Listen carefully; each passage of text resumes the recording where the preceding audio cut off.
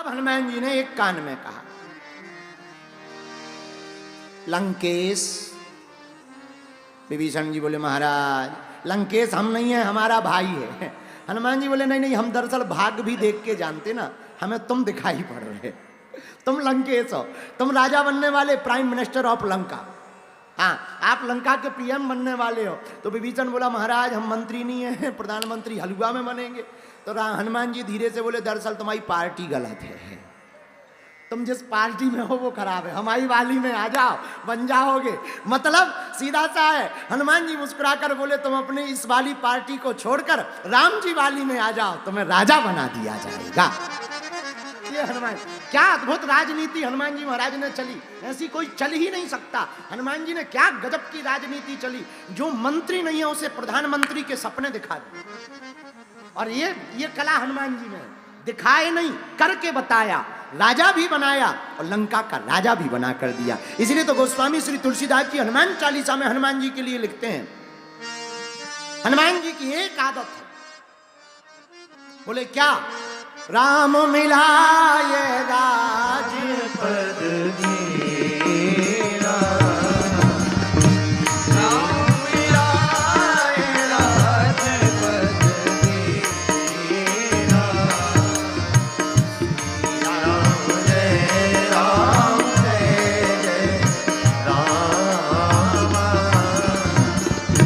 श्री राम जय राम जय जय राम। हनुमान जी ने कहा कि तुम राजा बनने वाले हो, आप चिंता मत करो, राजा बना के ही हम छोड़ेंगे।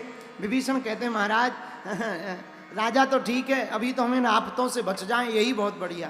पर हनुमान जी ने कहा, एक बात बताओ, तुम लंका में भजन कैसे कर लेते?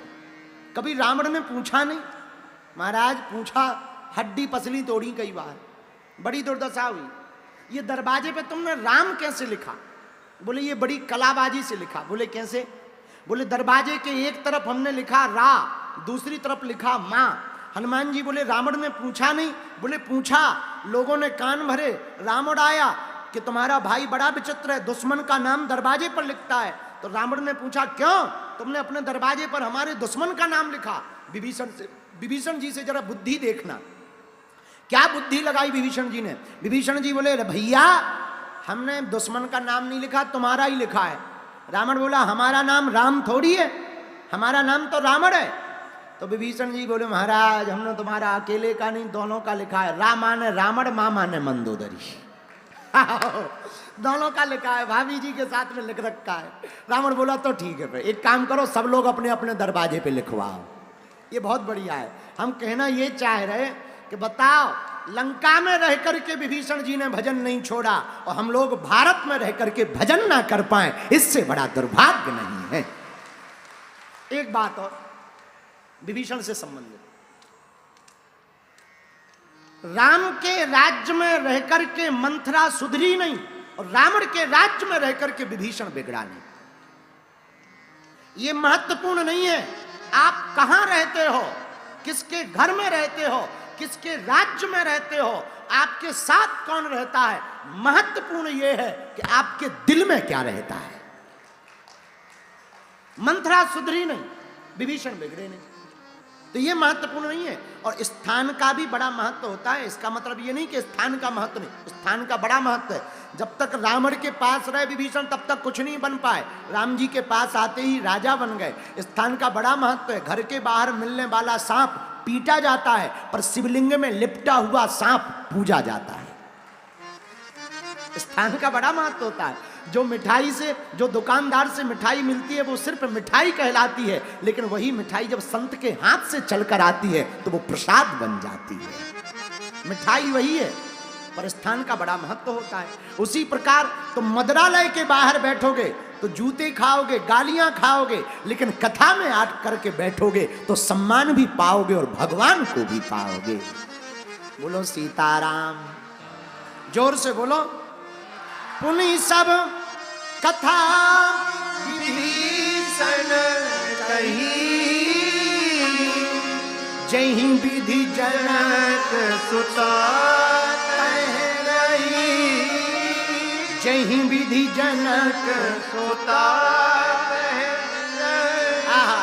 तुरंत श्री हनुमान जी महाराज माता जानकी जी का पता पूछते हैं, हमारी माँ कहाँ है? हा, कितनी अद्भुत बात है। विभीषण एक बात बोले, हाँ बोलो। हम दोनों की एक सेम है। क्या? हनुमान जी बोले, विभीषण जी तुम्हें जानकी माता मिल गई पर राम जी नहीं मिले। हमें राम जी मिल गए पर जानकी माता नहीं मिली। एक काम करो, दोनों अदला बदली कर लो। विभीषण जी बोले क्या? हनुमान जी बोले तुम हमें जानकी माता का पता बता दो, हम तुम्हें राम जी से मिलने का पता बतला देंगे। तुम हमें जानकी मां से मिलवा दो, हम तुम्हें राम से मिलवा देंगे, दोनों के काम बन जाएंगे। आंखों में विभीषण के आंसू आ गए। महाराज कैसी बात कहते हो, हमें तो प्रभु से एक बार मिलना है, लेकिन अब जाओगे कैसे? हम पता बता देते हैं। पर पता ही नहीं बताया। जुगत विभीषण सकल सुनाई, जुगत विभीषण सकल सुनाई, चले वो पवन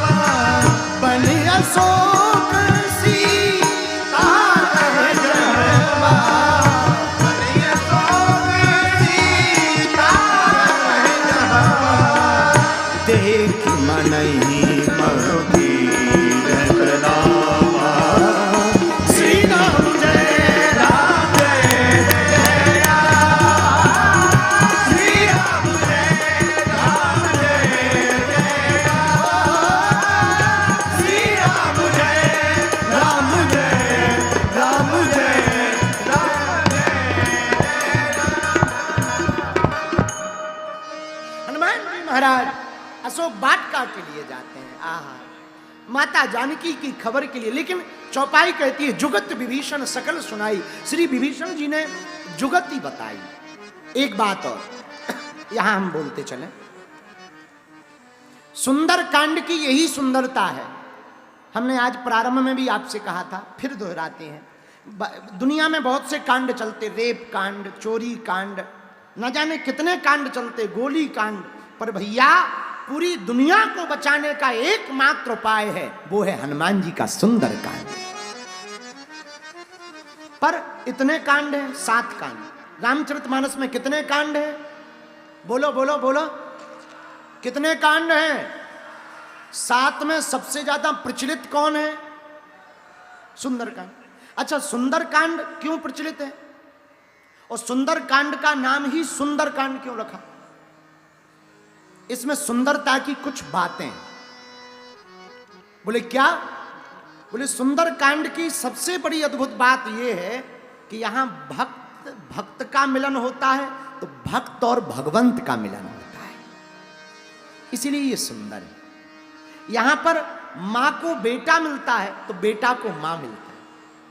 हनुमान जी महाराज जानकी माता को मिलते हैं मां, और माता जानकी भी अजर अमर गुण निधि सुत हो। अभी तक एकमात्र सुंदरकांड ऐसा है, अभी तक हनुमान जी राम जी के सेवक रहे, लेकिन पहली बार हनुमान जी बेटा बने कहीं पर तो सुंदरकांड में बने, जब माता जानकी जी ने अपने मुंह से कह दिया अजर अमर गुण निधि सुत हो हूं, बेटा आज से तुम हमारे बालक हो और जाओ तुम अजर अमर हो जाओ। हनुमान जी की आंखों से आंसू आ गए, मैया हमें मां मिल गई। माता जानकी जी बोली हमको बेटा मिल गया। इसलिए इस कांड का नाम सुंदर कांड।